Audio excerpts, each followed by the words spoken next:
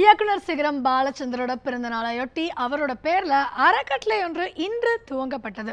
ராஜா அண்ணாமலைபுரத்தில் உள்ள முத்தமிழ் பேரவை அரங்கில் இன்று நடைபெற்ற விழாவில் இந்த அறக்கட்டளையை கமலஹாசன் துவங்கி வச்சாரு. இதில் பாலச்சந்திர பற்றி வைரமுத்து எழுதி ரமேஷ் விநாயகம் இசையமைத்த பிரத்யேக பாடல் ஒன்றும் வெளியிடப்பட்டது.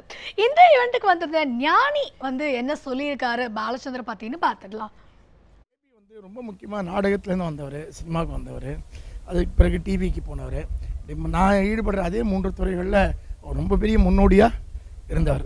ஆனால் இந்த நிகழ்ச்சியில் கலந்துக்கிட்டு எனக்கு மிக மகிழ்ச்சியான விஷயந்தான். தனிப்பட்ட முறையில் அவர் எனக்கு ஒரு நண்பராக இருந்தார்.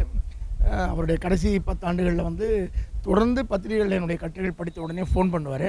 இந்த கட்டுரை பற்றி அவருடைய கருத்தை என்னோட பகிர்ந்து கொள்வார். பிறகு நான் வீடு தேடி வரும் சினிமா இயக்கம்னு ஒன்று தொடங்கின போது அதை அவர் தான் தொடங்கி வச்சார். ஃபிலிம் சேம்பரில் நிகழ்ச்சியில் அவரும் பாலுமகேந்திராவும் மகேந்திரன் தான் தொடங்கி வச்சாங்க. அதுக்கு பிறகு அந்த படத்தை எடுத்து முடிக்கிற போது அவர் இல்லை, அதை மகேந்திரன் வெளியிட்டார். இந்த மாதிரி அவரோட எனக்கு ஒரு நீண்டகால தொடர்பு பாலச்சந்தரோட இருக்குது. பாலச்சந்தர் தமிழ் சினிமாவில் ரொம்ப முக்கியத்துவம் என்னன்னு பார்த்தோம்னா, சினிமா ஹீரோ ஹீரோயின் ஸ்டார் சார்ந்ததுங்கிறத மாற்றி உடைச்சு படைப்பாளி தான் முக்கியமானவன் அப்படிங்கிறத முதல்ல மிகப்பெரிய அளவில் ஆக்கினவர் தமிழ்நாட்டில் பாலச்சந்தர் தான்.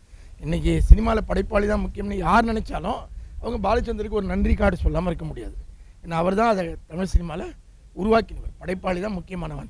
நடிகர்களோ மற்றவர்களோ அதுக்கு பிறகு தான், அதுக்காக தான் இருக்காங்க, படத்துக்காக தான் இருக்காங்க.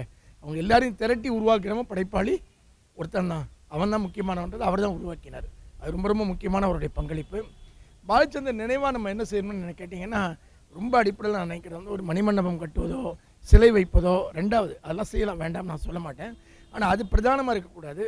பாலச்சந்தர் நினைவாக நம்ம செய்ய வேண்டியது 2-3 விஷயம் இருக்குது. ஒன்று, அவர் பேரில் ஆண்டுதோறும் ஒரு சிறந்த குறும்படத்துக்கு விருது கொடுக்கலாம், ஒரு சிறந்த ஆவணப்படத்துக்கு அவர் மகன் பாலகைலாசம் பேரில் ஒரு விருது கொடுக்கலாம். பிறகு புதுசாக ஸ்கிரிப்ட் எழுதிட்டு வரக்கூடிய இளைஞர்கள் இருக்காங்கல்ல, அவர்கள் படம் எடுப்பதற்கு உதவக்கூடிய விஷயத்துல பாலச்சந்தர் பேரில் ஏதாவது ஒரு அமைப்பை ஏற்படுத்த வேண்டும். பிறகு மிக முக்கியமாக சினிமா துறைக்கு இருக்க பெரிய பிரச்சனை, சென்னை நகரத்தில் ஒரு நல்ல படப்பிடிப்பு நகரம் இல்லை. ஆனால் பாலச்சந்தர் பேரில் ஒரு ஃபிலிம் சிட்டி ஒன்று உருவாக்க வேண்டிய அவசியம் இருக்குது. இந்த மாதிரி